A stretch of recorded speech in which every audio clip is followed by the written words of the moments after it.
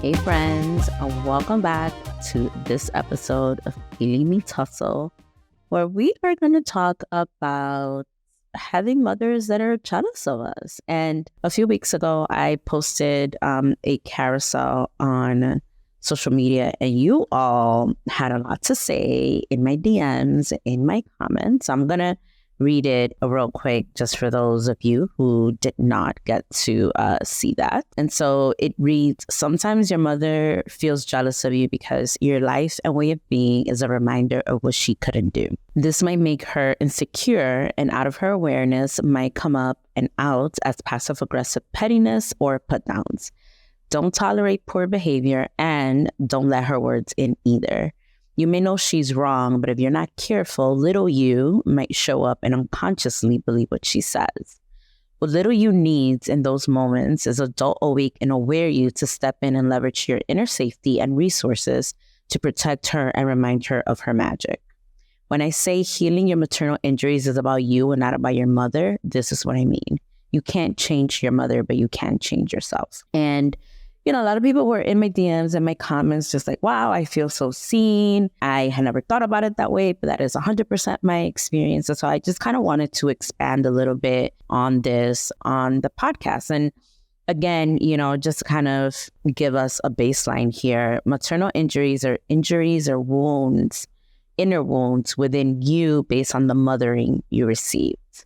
Having a maternal injury speaks less to who your mother is, just like generally, and more to who she was or the version of her that she was when she mothered you. It's why, you'll hear siblings, all biological siblings, say that they feel that they each had a different mother. It's because each sibling got a different version of the same person.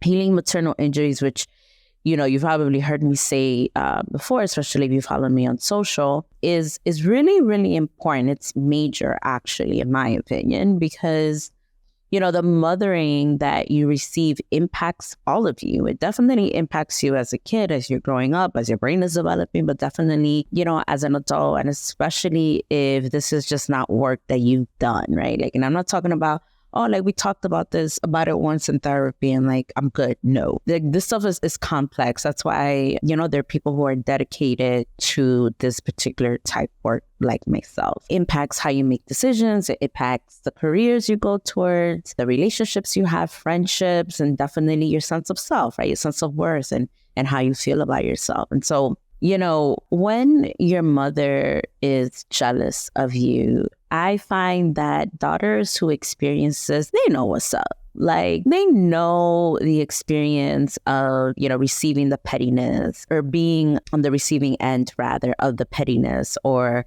being on the receiving end of the put downs and the passive aggressiveness and I'm going to, say some real fucked up shit, but wrap it up in some, because you're my daughter and I care about you, blah, blah, blah. I find that daughters know this. There is this bodily reaction, this bodily knowing that leaves you questioning what you heard and what you experienced. I know that when I led focus groups for women of color who had maternal injuries or had experienced maternal injuries. This was in every single focus group, this came up, right? Where it's it's a thing. And I know that it's a thing, but I don't know how to describe her. I don't know the language, but I know what I experienced. And I find that a lot of daughters, will suppress it, right? It's well, I don't really have language for it, or,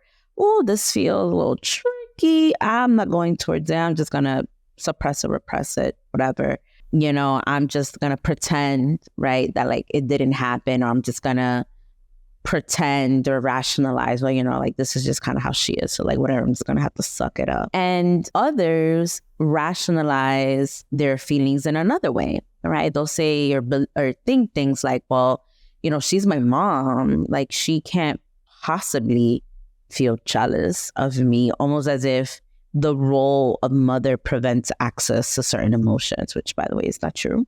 And I think that thinking happens really often with mothers, and it's almost like men where like men can only be and feel like a predetermined set of emotions or behaviors. That's kind of like what I find with mothers. And this is just like even outside of like the maternal injuries work. I think this is just like with mothers, period. It's like, well, of course, she's a mother. She could never feel jealous. Said who? It's actually quite dehumanizing. And so, it happens again. And whether you realize it or not, you start to feel or to build this resentment. And, that might come out as anger towards your mom, or that might come out as you like not coming around as often. And again, like a lot of times it tends to be like unconscious. But again, I find that this really happens at the body level. Like our bodies give us the first signal of like, wait, this interaction or the thing that she just said or the thing that she just did ain't right. We could say that about a lot of things, not just jealousy, but it happens at that level. And if you're not awake, if you're not aware, if you're not in tune, right, it can be very easy to miss, but it's still something that you end up kind of like knowing, right? It's like this feeling that you get when you're like around her or when she says something in particular. And again, if you just don't have the language for it, you could just be like, okay, like whatever, like maybe I made that up, like, hi, gaslighting yourself. And the fact is that like, you know what jealousy is, you know what that is. Like you've had jealous friends, like you've been jealous yourself, like you know what this feeling is, what this experience is. But again, it's almost like you can't compute that feeling can coexist with your mother, with that person.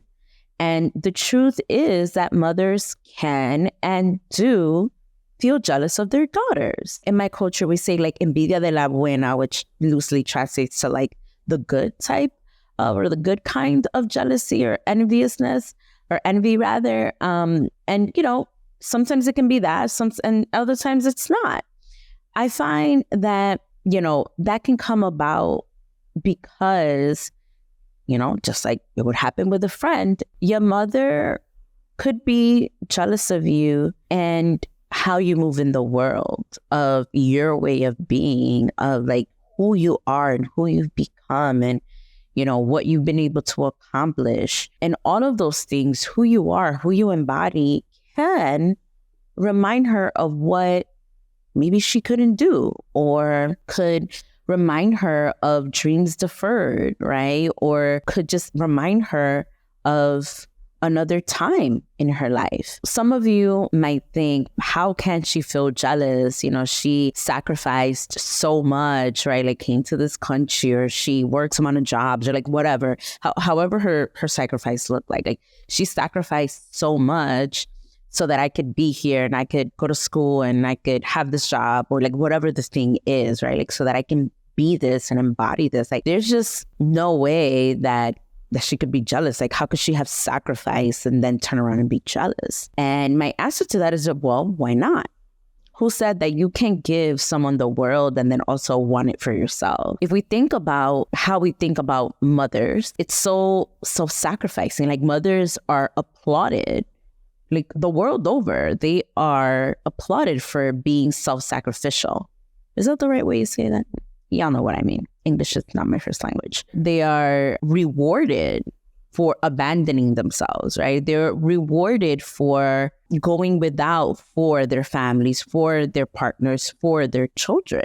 So if you like really want to get into like the sociology kind of part of this, yeah, all of this makes a whole lot of sense. But it goes back to my point about how we view mothers and how we dehumanize mothers and limit what they're even allowed to experience or what they're allowed to feel. And listen, I am not saying that you need to tolerate poor behavior because you have this awareness. No, absolutely not. For me, it's very much about the both and. You can have this awareness and also just not tolerate her poor behavior, right?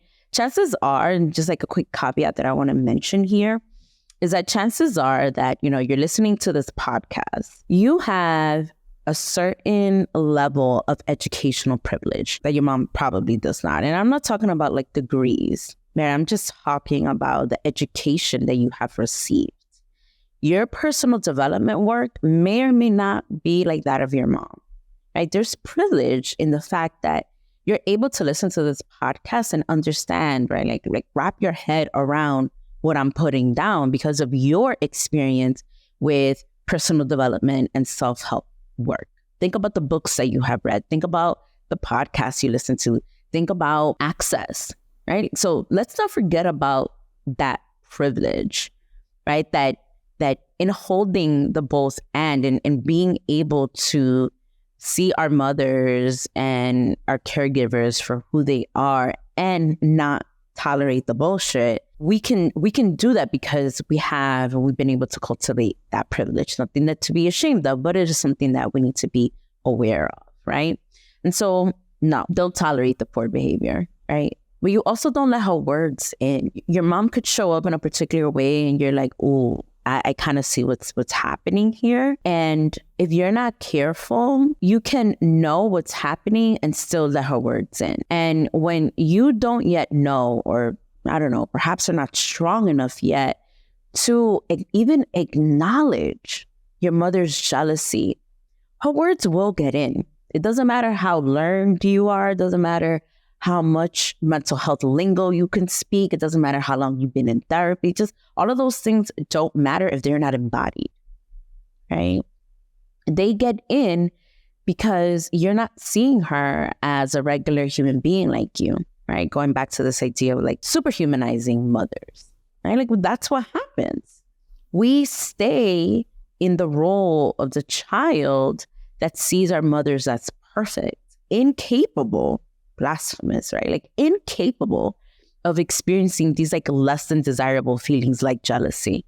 Totally human, totally normal, right? And so in those moments when her inner child shows up, because that's what happens when her jealousy, when her pettiness, when her passive aggressiveness, when that shows up, it's her inner child showing up, right? Or like when her jealousy shows up masked in these like unkind words and ways, you know, that's when adult, awake, and aware you needs to show up and out for yourself, not for your mom, right? Like you're not here to like save her or to teach her what you've been learning in therapy or in the self-help books. No. Those are the times when you have to show up for yourself. This is what I mean when I say you don't tolerate the poor behavior, right?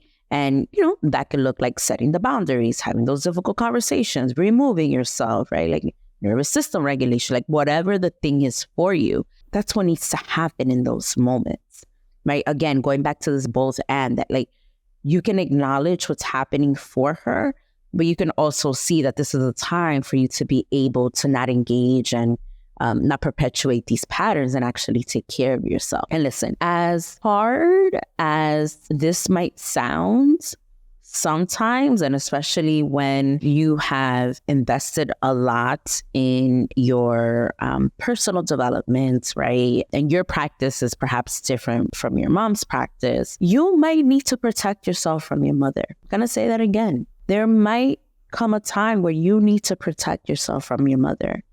Not because she's a monster, but because just like any other human being, she might have unprocessed, shadowy parts just like you that are being projected onto you. In those moments, you need to step in for your inner child and remind her of her magic. And unfortunately, what happens in some cases is that when mothers show up in their jealous versions, right? Like their own inner child showing up, our inner child then shows up and engages. Again, outside of this awareness, outside of just being awake to kind of what's happening and without, you know, the inner safety and the inner resources, our mother's inner child shows up and then our inner child shows up.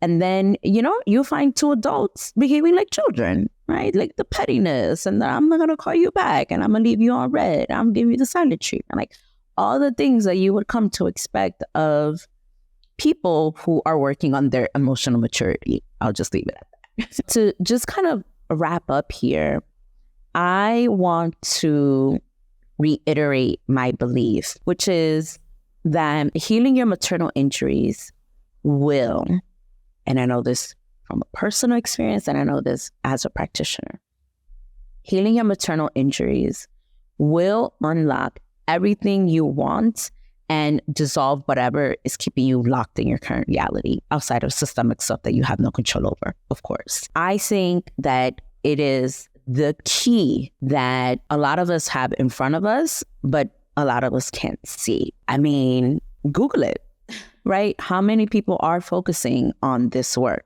There's a reason for that, right? Let's chat back in a few years and see if that'll be the case. But history repeats itself. I think that sometimes it's like out of our control, but when we are awake, aware, and intentional, when, you know, I'm thinking about like the Wheel of Fortune, the tarot card Wheel of Fortune, right? Like when the wheel comes around again, right? That when history does repeat itself, that it can look a little bit differently. Maternal injuries are complex and sacred, actually.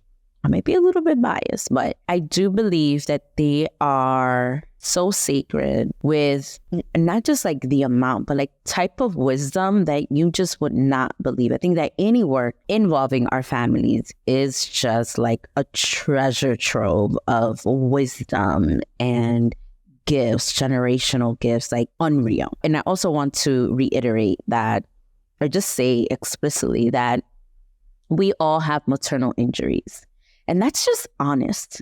That's nothing to be ashamed of. That's not a bashing your mom. That's not a commentary on your mom. That's not a commentary on you. It's that there's like a lot of contextual factors that go into children experiencing maternal and really familial injuries. And we just need to be a little bit more honest about that. I think that if we were more honest about the reality instead of, you know, kind of like what I was saying about like this view that we have of mothers, instead of kind of holding this like rose-colored lens of view of, you know, what's required to mother a child, right? To like intentionally parent and like mother a child. I think that we would be in a much better place. So the last thing I'll say before I end is that I do have a group mentorship and healing program called Sovereign, dedicated to healing your maternal injuries and cultivating inner safety and personal freedom. If that's something that you are interested in, or, you know, you think it might be helpful along your journey, you can go to my website and put your name on the wait list for when I open enrollment next. But just know that just by you listening to this episode, by you engaging with the sheer possibility that, yeah, your mom might be a little jealous of you, right? I think that you are already doing a lot. I promise you, you are doing a lot. I'm sending you lots of love. I'll see y'all next week for the final episode of the season. Take care, y'all.